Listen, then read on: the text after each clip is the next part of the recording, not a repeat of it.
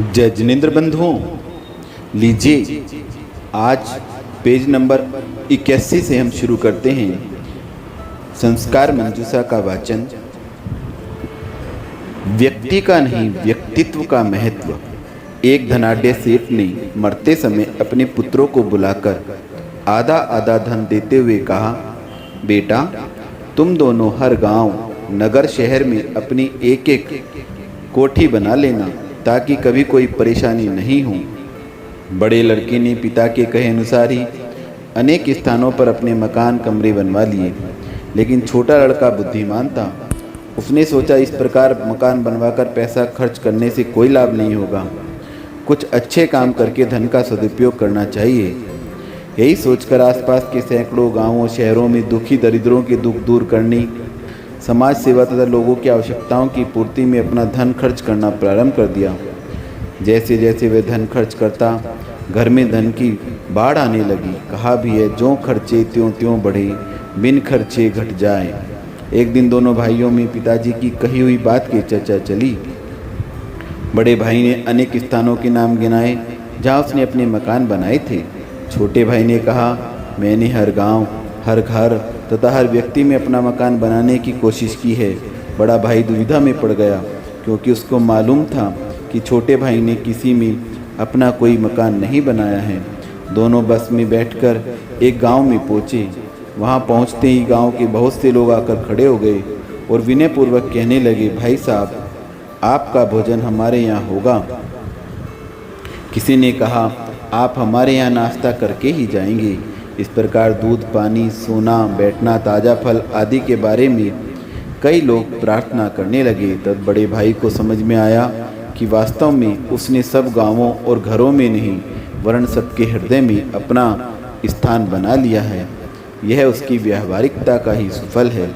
वह सबसे बड़े प्रेम से बोलता, दुखी लोगों की अपने हाथों से सेवा करता, अपने अपनत्व का व्यवहार से सब लोग खुशी थे।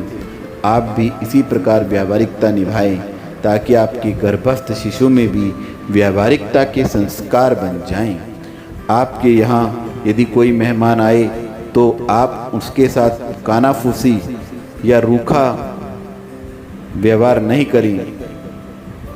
आप उनके साथ हंसकर बोलें, उनको बैठने के लिए योग्य आसन दें, उनके साथ प्रेम से बातचीत करें। आपके घर में जैसा भी रूखा सूखा समय के अनुसार नाश्ता, दूध, भोजन, पानी उपलब्ध हो, उसे अवश्य पूछें, क्योंकि घर पर आया अतिथि भगवान के समान होता है। एक बार विनोबा भावे अपने मित्र के साथ भोजन कर रहे थे।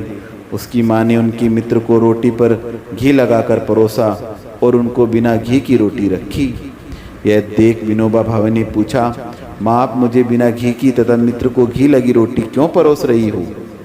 माँ ने कहा, बेटा, अतिथि अपने घर का भगवान होता है। मैं भगवान को बिना घी की रोटी कैसे परोस सकती हूँ?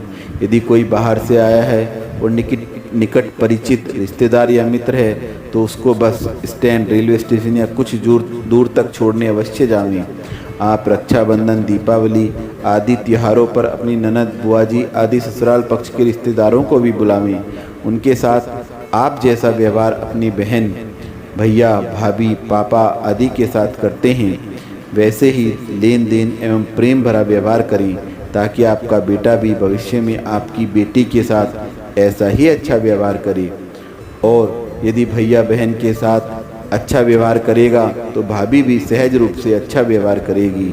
आपकी बेटी में अपने ससुराल पक्ष के अच्छे संस्कार उत्पन्न होंगे।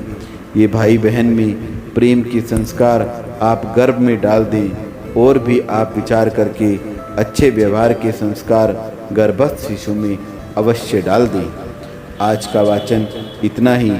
अत्यंत हर्ष का विषय है गुरु माँ विज्ञानमती माता जी का सरसंघ चातुर्मास अतिशय क्षेत्र तिजारा जी की पावन धरती पर 4 जुलाई से प्रारंभ होने जा रहा है। 4 जुलाई 2020 को कलश की स्थापना होगी, चातुर्मास की स्थापना होगी। आप सभी अपने घरों से ही मंगल भावना भाएं। वंदामि गुरु माँ, वंदामि गुरु माँ, वंदामि गुरु माँ।